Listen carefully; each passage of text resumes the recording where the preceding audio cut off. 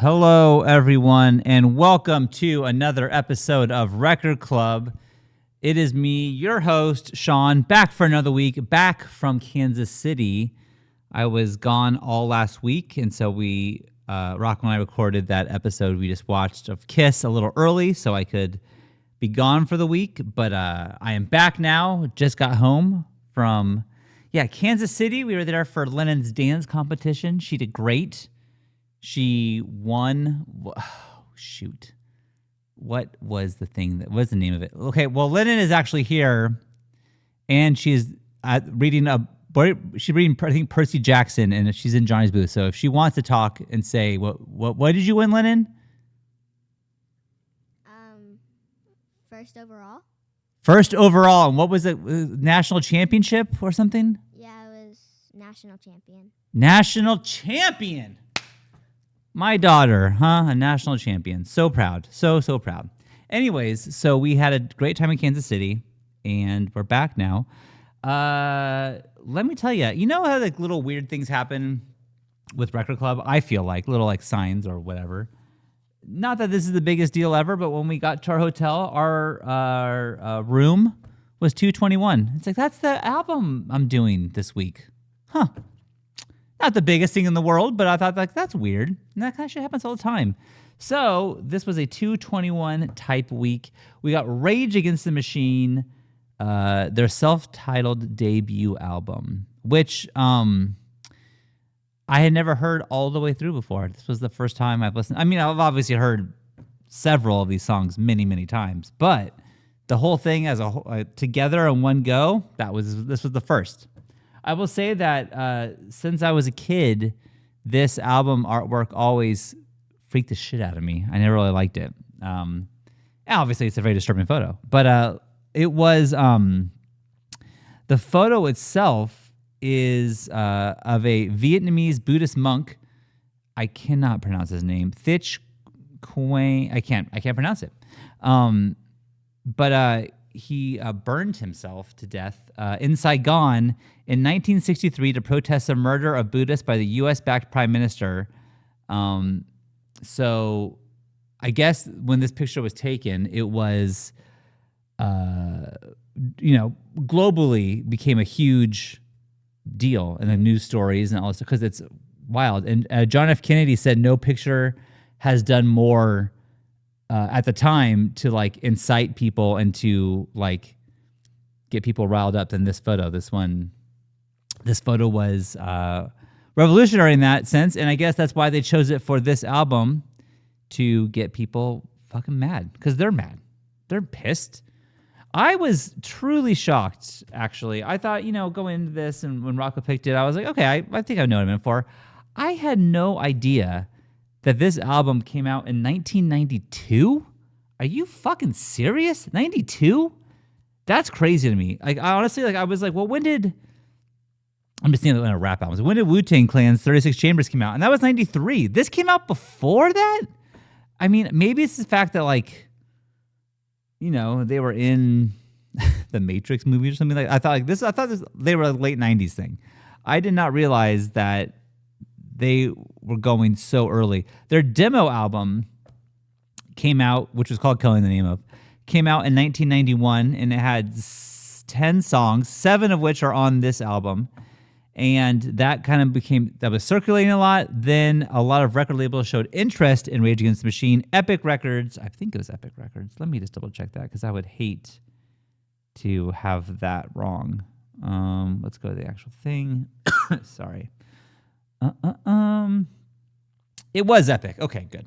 Epic Records basically said, yeah, we want you, and we'll never give you notes on like what the content of your lyrics. You can just say whatever you want to say, which was important to them because they were, politically themed, and they had revolutionary lyrical content, and they were, trying to get a point across. So they didn't want to be censored in any way, because the whole thing's about no censorship. So Epic Records like, hey, no censorship, it's fine. So then they released this album. It's 52 minutes, which is kind of long. And, it's weird because if I listen to this album 3 songs at a time, I'm in. all the way. It's fucking dope. I love it. But if you listen to it in one go, I became exhausted by the end of it. It was like, oh my gosh. Like I was listening to it on the airplane to Kansas City. And by the end of that, I'm like, I need to lay down. I'm fucking tired.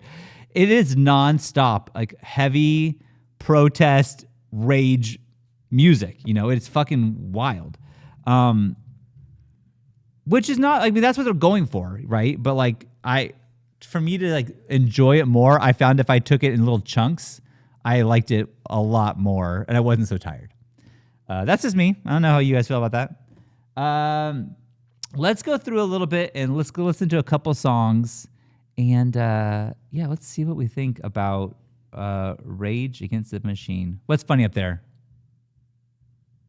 Nothing? Okay, she's just laughing. Don't run at her. Okay, let's listen to a little bit of the first song, Bomb Track. Here we go.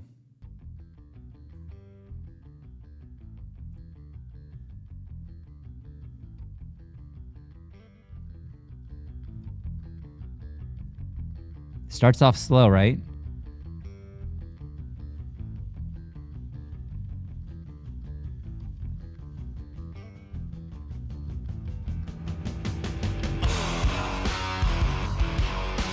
Dang.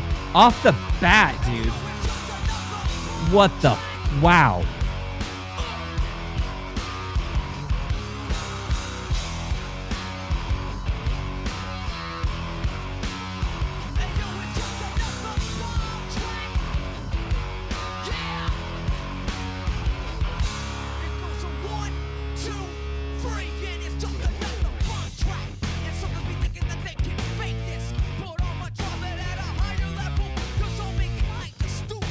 Like the rap in this is not like rap I thought in 1992.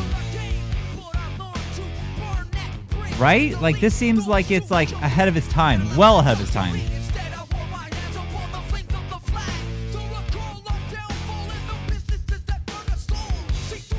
And damn, dude, that music is fucking hard.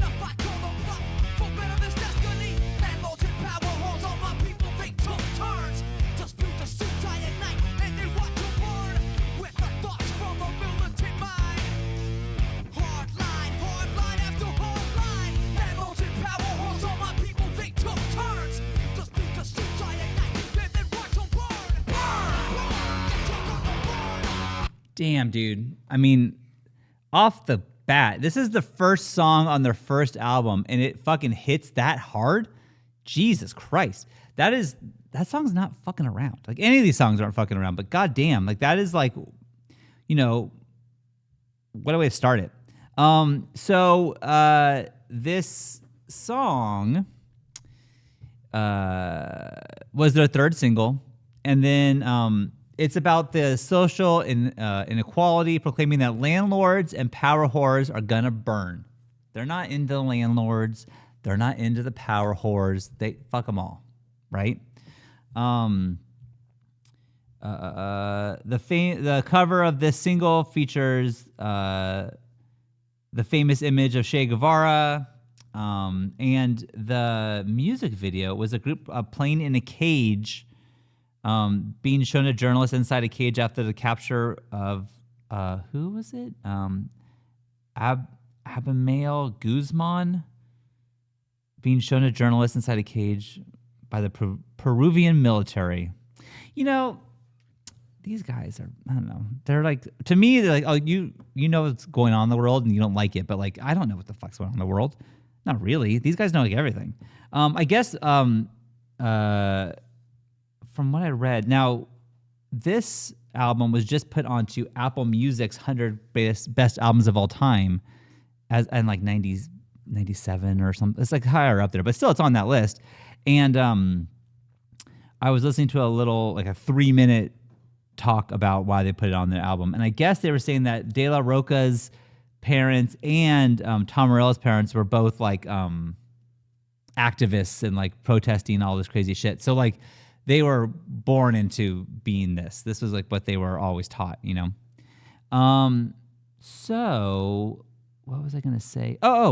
So I was going to say how they met real quick was Tom Morello's band Lock Up broke up.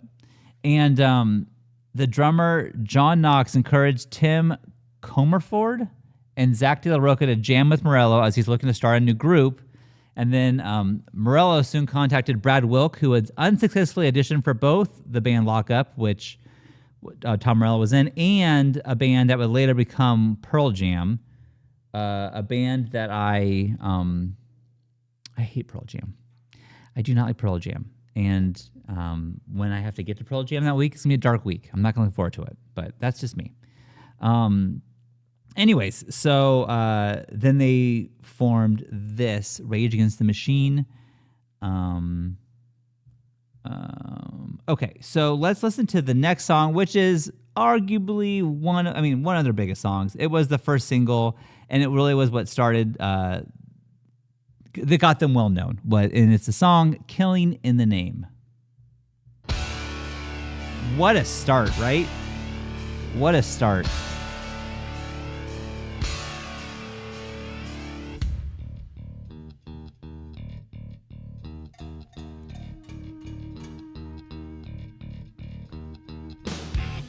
I'm going to pause it real quick, actually. This is just a little fun anecdote. That's just fun for me, really. You might not care for fuck. But in, what year was it? 2008, Emma turned 3. And so we took Emma to her first trip to Disneyland. And when I say we, I mean it was the biggest group of adults on the planet and one kid, because she was the only kid that we knew. So it was like me and Jenny, obviously, and Rocco and Garrett and Eric and a ton of other friends, my brother, my sister. So many people were there. I think Brian was there. It was a big fucking crew. And it was like, 30 adults spoiling the shit at this one 3-year-old who had never been to Disneyland before. And it was super fun to go that day. So I filmed the entire thing for Jenny to give it to her as like a little memory of Emma's first time at Disneyland. And I swear we'll get to the song and eventually, I swear to you.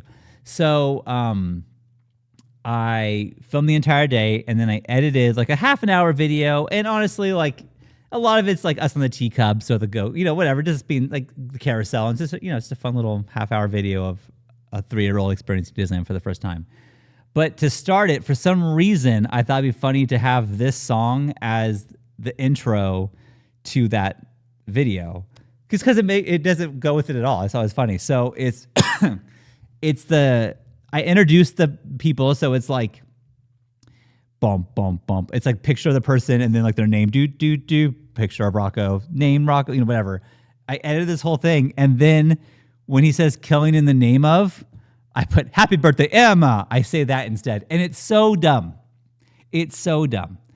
But I've thought about, like, every time I hear this song, and that part goes, I go, happy birthday, Emma, every single time. That's my fun little anecdote about this song, is I constantly think of a 3-year-old's trip to Disneyland for the first time instead of what they're actually talking about. Fun fact, let's get back to the song.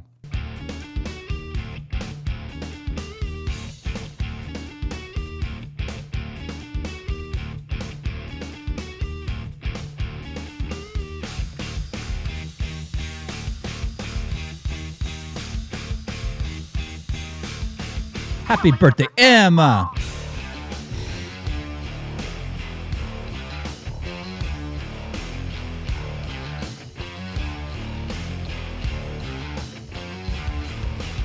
Some of those that work forces are the same that burn crosses. Some of those that work Now, forces what I'll say that burn crosses. is there's like 8 lines of lyrics in this song, really, and it really just it gets the point across. Some of those that work forces are the same that burn crosses. Basically saying, like, we think that there are people in the KKK and the LAPD. We think they're the same people. And this was written after the Rodney King beating. And it's crazy because, again, that was 1992, evolving so this came out the same year as that, which is crazy. Tom Morello wrote the guitar riffs, and he was teaching a student a drop D tuning, and it was just fucking around the guitar. And then he came up with that do do do do do do do do do do do do do do do do, and then he paused the lesson, recorded that riff, and to save it for later to show the band the riff he just wrote, and that became this. I do think that this song is like a 5 out of 5 song. Like this song is so good in every way. The message is, you know, about police brutality is great. The music is fucking amazing. Now I will say that at the end of the song is the fuck you part where they say motherfucker and fuck you. I guess they say fuck you or fuck 17 times in the song. This is a song that I was listening to in the car with the girls. I'm like, hey guys, you're gonna love this part, and I put it on, and they were laughing. They did like it. But I guess a radio DJ in the UK accidentally played this version by accident, and he got in trouble. But let's get to the fuck you parts. Here we go.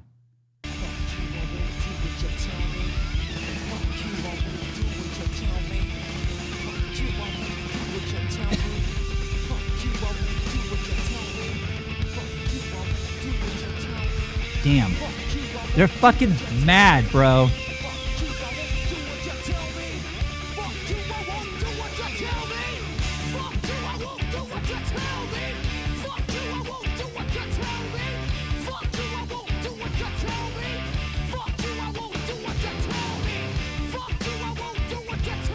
Wild. Lennon, you're laughing up there. Is that funny? Okay. She thinks it's funny.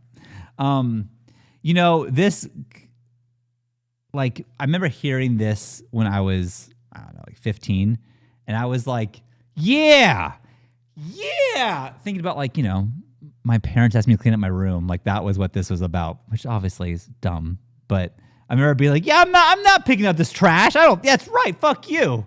I won't do what you tell me.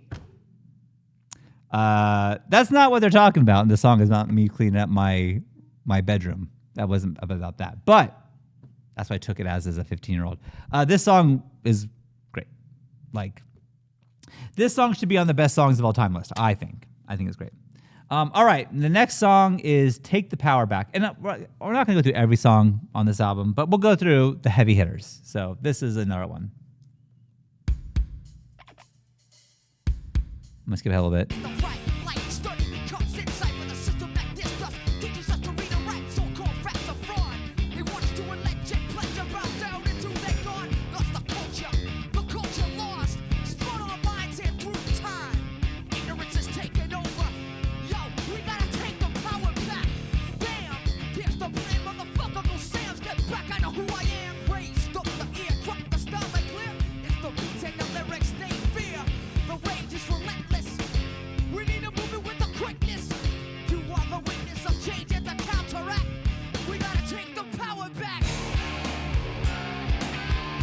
I'll say that, like, you know, the rap, I think, is like, especially again for the time, is like out of this world, like so good. And the music behind it, like, this is the first, as far as I know, like the rap rock thing. When did that Walk This Way? I should look that up. Actually, I'm going to look that up. I usually have all that shit like ready to go. But I just had this thought right now. So Walk This Way by Aerosmith and Run DMC. When did that come out? 86. So that was well ahead of the time. So that really was revolutionary. But rock and rap, you know, I can't think of, besides like this, when it was like such a, you know, I don't know, such like I mean, this is like such a merging of music. Okay, so I think let's go to the song Bullet in the Head. And here we go. Wait, no. I'm thinking of the Know Your Enemy. Sorry, let's listen to Know Your Enemy.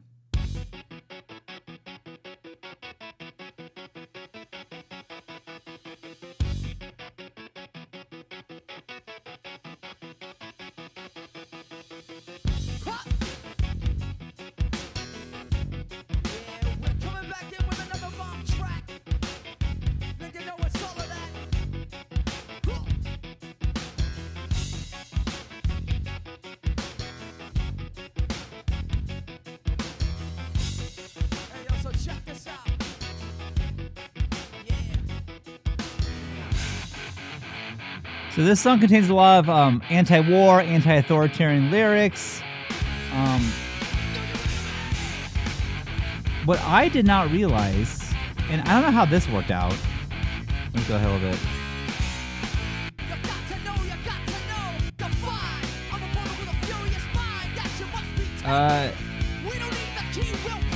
Is that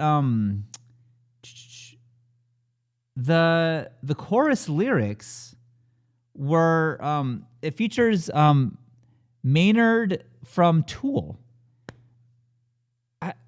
How did that happen? How did they get? This is the first album, and they got.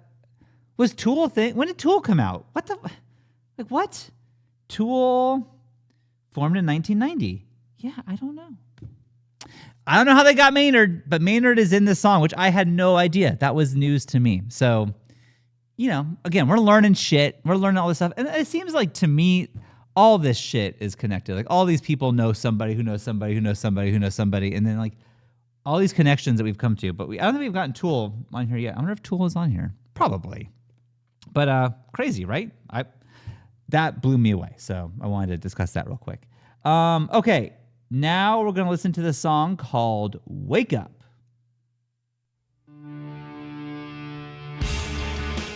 Now, we know this song, right?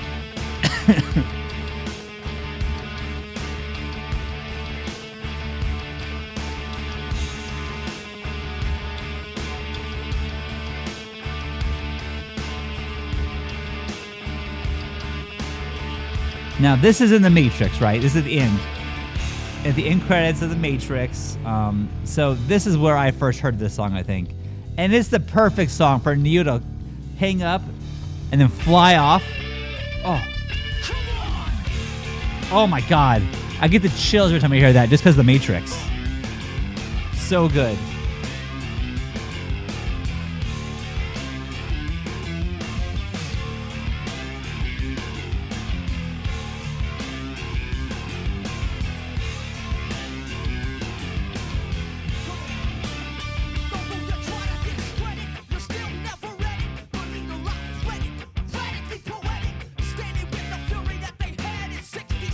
Okay, so this song, I mean, everything's a political statement in this album, obviously. But during, I guess, at Coachella 2007, when they played, De La Roca used this segment of the song to allege that the United States would start wars in other countries to suit its own purposes, citing Noam Chomsky regarding the Nuremberg trials. So, like, everything is like, you know, I don't know. I feel like everything that they talk about is like such politically motivated, and like they have a platform, and so they're going to use it. You know, what's interesting is that Rage Against the Machine, when this album first came out, it wasn't a big smash hit. It took a while, and they opened up for like Cypress Hill and other artists, and then they booked Lollapalooza, which I did not realize in the early 90s, Lollapalooza wasn't just a one, I thought it was in Chicago and that was it, but I guess it toured, kind of like Warped Tour a little bit.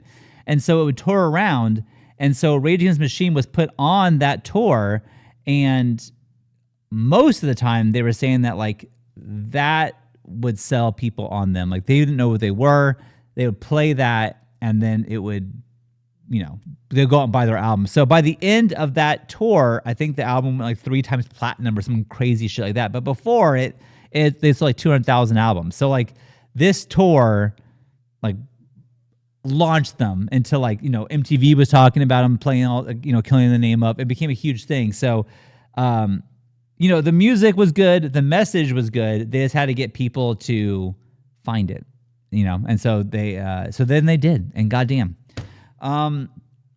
All right, so let's listen to the last song on this album. We skipped around a little bit, but nothing too bad. Yeah, actually, we skipped a lot. Let's listen to a little bit of Township Rebellion.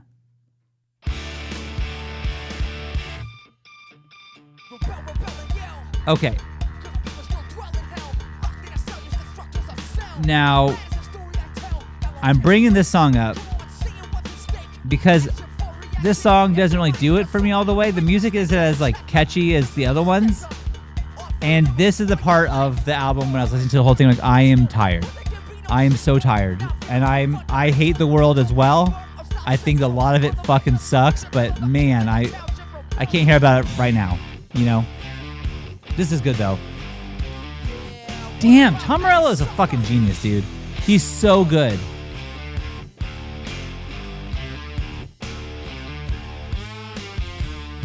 It's so hard.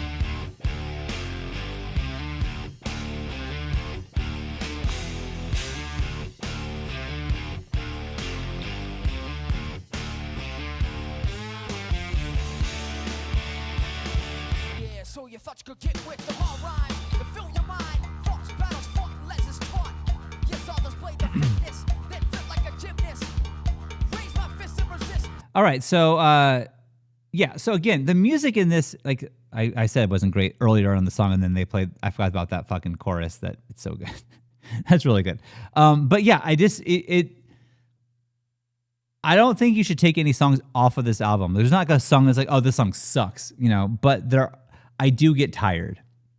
Is that just me? Is that you as well? I don't know. But let's, you know, it's interesting because I like it, but I'm also like, okay, got it. The last song, Freedom, especially, he's just screaming. I don't know how this dude has a voice. Like, how does he still sing?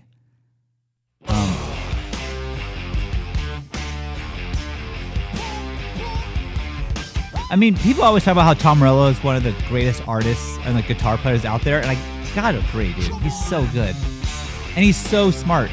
Any interview with Tom Morello is like, oh, you're a fucking genius.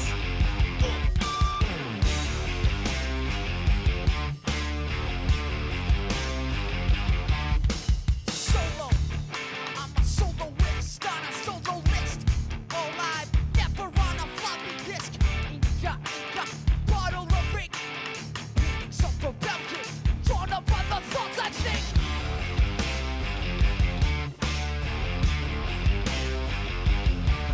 Yeah. Okay, let's get to the Freedom part. Let's go jump down. Here we go. Come on.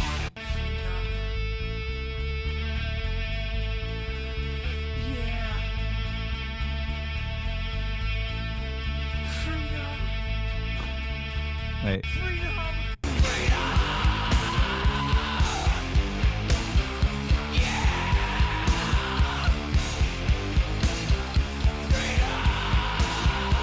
Man. Right? Holy shit. How does he have a voice?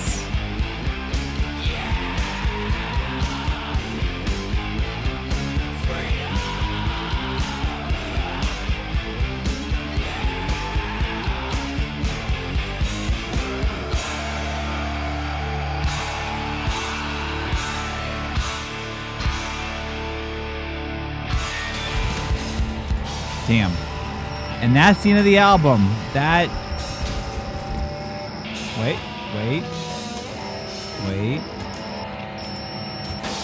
Like, they just destroyed all their instruments. You can just, like, hear that, right? It sounds like they just fucked it all up.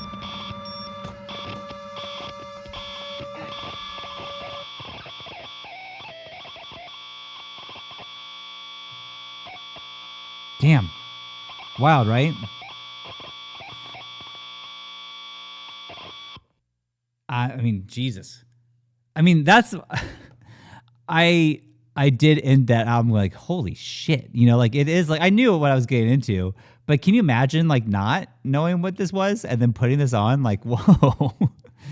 Back in 92? Jesus. Okay, so what do I think of Rage Against the Machine? I don't know. I haven't listened to the other albums all the way through. Some of the other songs that maybe like more are on those other albums. I will say that this album is great. It's a great fucking album. It's just a lot. But I do feel like it's an important album. I think it should be on this list. And I agree with Apple Music maybe putting it higher up. It's like 97 or some shit on their list. That makes sense to me. I'm going to give it... It's hard because I think it's like... 4.5. I'm going to give it a 4.5. And, listening to it all at one go, it goes down to like a 3.5 because it's just exhausting. But take that. I mean, that's just my opinion. But I'm going to give it a 4.5 because when you listen to this, it is like they're making statements. They're very smart. The music is incredible. The rap and the merging of the rock is like revolutionary, really. And it's amazing. So, and again, 3 songs at a time, I'm in all the way. Maybe it's a 5, but listening to it all the way through, it's a lot. So that's just me. That's what I think. What do you think? Am I crazy? Is this too low? Is this too high? I don't know. Let me know. I was going to have Rocco on this week, but he's at Anime Expo. I'm going to go up then tomorrow. No. This goes up. Today's Wednesday. You will see this on the 4th of July, and then I'm going up Friday. So come see me at Anime Expo if you're going to be there, and you can tell me to my face if I'm crazy or not. That's fine. I'm also going to say, this is nothing about the record, but if you are watching this and it's Thursday and you're like, where the fuck is Movie Club? I was gone, and so Rocco and I were going to record 2 episodes at Anime Expo in the booth. One for Dream Scenario, and the other one is going to be for Inside Out 2, because I just saw that when I was in Kansas City, and he saw it as well. So in case you want to get catched up on Movie Club and let that know where that's at, that's where it's at. I know it's a weird place to do that, but I'm just letting you know. Okay, now let's listen to the song. What is the song? There we go. And okay. We are going to be listening to Ike and Tina Turner, River Deep, Mountain High.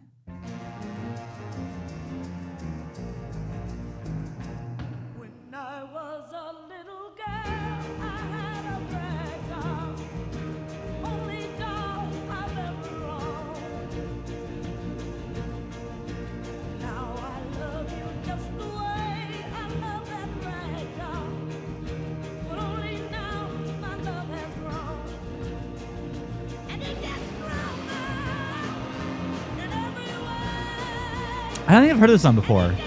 This is like a new song for me. Let me say,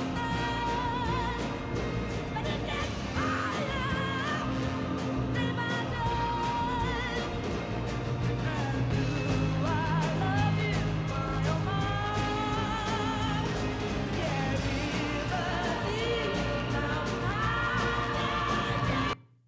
oh my? Yeah, I think it's a good song. Now, what was interesting is that Phil Spector produced and wrote this song. Phil had seen Ike and Tina Turner review. They performed that at the Sunset Strip and invited them both to appear on the Big TNT show. Spector was impressed by Tina Turner and wanted to use her voice with the Wrecking Crew and the Wall of Sound production technique. He went to Turner's house and struck a deal with Ike to produce Tina. Ike agreed, but wanted the recording to be credited to Ike and Tina Turner because he's an asshole. And so he was like, oh, yeah, no, she can sing, but it's Ike and Tina Turner. Okay, bud. Anyways, at the time that they were signed to another record label, Loma Records, which was a branch off of Warner Brothers. But Spector negotiated a deal with Ike and Tina Turner's manager, Bob Kransnow, who was also a head of Loma. He offered them $20,000, which at the time, in today's money, would be about $188,000, to have them released from their contract, which they agreed. And then he used, then they started recording this. Now, to produce this song, it took 21 musical sessions, took forever. And this track cost, at the time, an unheard of amount of $22,000. So that's about $207,000 in today's money to make this song, which is wild. That they what a gamble. Anyways, so Tina said that she recalled singing the song. She said, I must have sung this song 500,000 times. I was drenched with sweat, had to take my shirt off and stand there and just a bra to sing because she was so hot from singing the song over and over and over and over again, trying to get it right. Apparently, it's on this note, it says Brian Wilson from the Beach Boys attended the session and was there for this and said he sat there transfixed and did not say a word the entire time. Just I couldn't believe what he was seeing because he was so impressed by it. Now, Phil Spector inducted Ike and Tina Turner into the Rock and Roll Hall of Fame in 1991, revealed in a speech that he invited Ike Turner to play guitar on the session for this song, but Turner didn't show up because, again, he's an asshole. He didn't come. Anyways, so yeah, I never heard this song before. I liked it though. It became a huge hit later on, and I think Rolling Stone had it. The last time they did this list, they ranked it number 37 of the greatest songs of all time. So it got bumped up a little bit. Well, a lot of it, honestly. But yeah, so it became bigger in Europe originally, and then it became successful in the U.S. later on. But that's River Deep Mountain High by Ike and Tina Turner. But let's get rid of Ike. By Tina Turner. Fuck Ike.